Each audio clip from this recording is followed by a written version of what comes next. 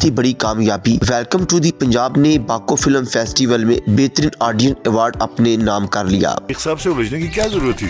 मेरे टमाटर की रेंज में आ गया था वो, तो क्या करती? इतनी लंबी जबान है उस औरत दी, कैंची वंगर चल दी है। पाकिस्तान की फिल्म इंडस्ट्री ने आलमी सतह पर एक और संगे मील अबूर करते हुए चौथी बड़ी कामयाबी अपने नाम कर ली। अजरबैजान में 7 से 10 दिसंबर 2025 तक मुनक्कद होने वाले बाको सिनेमा फिल्म फेस्टिवल में पाकिस्तान ने भरपूर शिरकत की। फेस्टिवल के दौरान 3 पाकिस्तानी फिल्मों की हुसूसी नुमाइश की गई।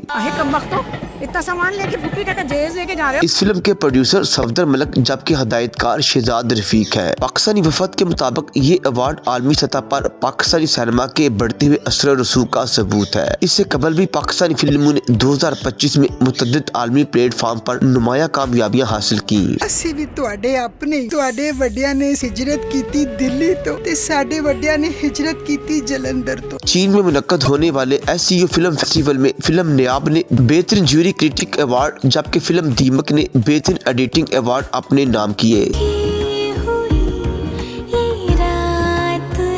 जबकि रूस में होने वाले यूरेशिया फिल्म फेस्टिवल में पाकिस्तान की मारूफ अदाकारा सोनिया हुसैन को बेहतरीन परफॉर्मेंस अवार्ड से नवाजा गया। वजारती इत्तलात नशरियात के मुताबिक डिजिटल मीडिया और फिल्म पॉलिसी अदारा और आलमी प्लेटफॉर्म पर पाकिस्तान की नुमाइंदगी को मौसर बनाने, सकाफती सफारतकारी को फरोग देने और इंटरनेशनल को प्रोडक्शन के नए दरवाजे खोलने के लिए भरपूर किरदार अदा कर रहा है।